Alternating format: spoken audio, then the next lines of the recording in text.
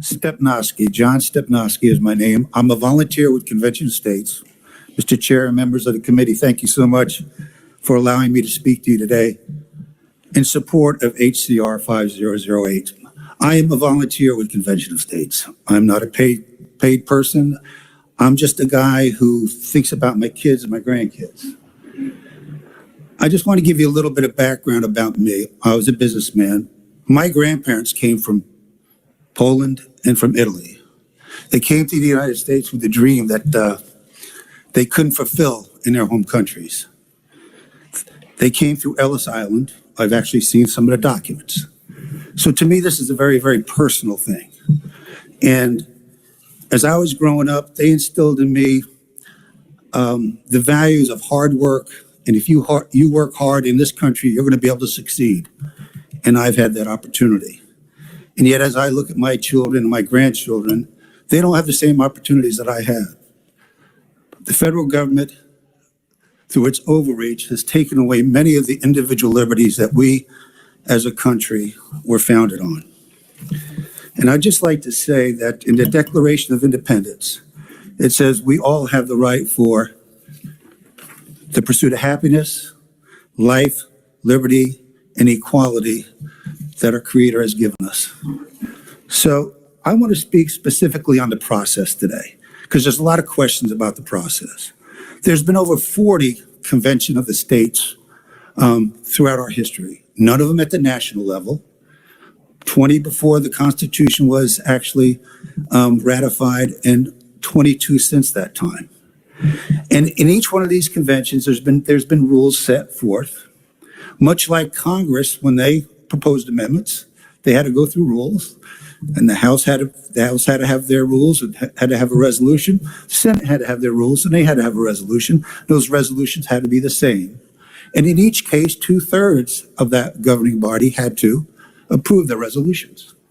And then it became a proposed amendment to the U.S. Constitution. So I guess you could say there's been lots of conventions of states in the past, because there are 27 amendments to our U.S. Constitution. And many of those amendments to the U.S. Constitution were based on initiation from the states. If you look back at the change from senators being appointed by the states, over 22 states proposed Convention of the State resolutions prior to that actually happening, before Congress did propose that and the states ratified that. There are other examples that I could give you if you'd like them. As I said, there has been 42 conventions that I'm aware of over the past 250 plus years in the United States. As a matter of fact, as an attachment to the document that I gave you today, I gave you an example of a simulated Convention of the States convention that was actually carried out in 2016. Representatives from all 50 states were part of that convention, and they actually talked about the 3 issues that are in the resolution in front of you today. Obviously, it was a non-binding, it was an exercise, but it was an example of how this could happen and how we could do this.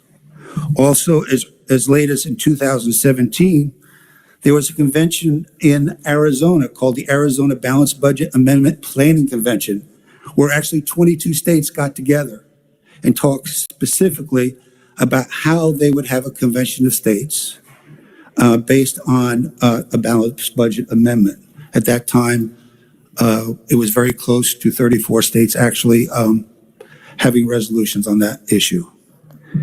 So I'm here today to say that I don't believe there is a real concern about a runaway convention. There are so many guide rails to the convention process. First of all, you can only talk about the subjects. Second of all, the delegates have to agree on them. Third of all, if they don't agree, nothing happens.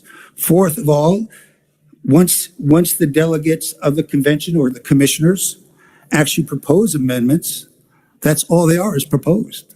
They have to go out to the 50 states. And 38 state legislatures have to pass those resolutions or those proposed amendments. It's been done 27 times in our history, and I believe it's time that the states use their authority to help regulate the overreach of what we see in our federal government today.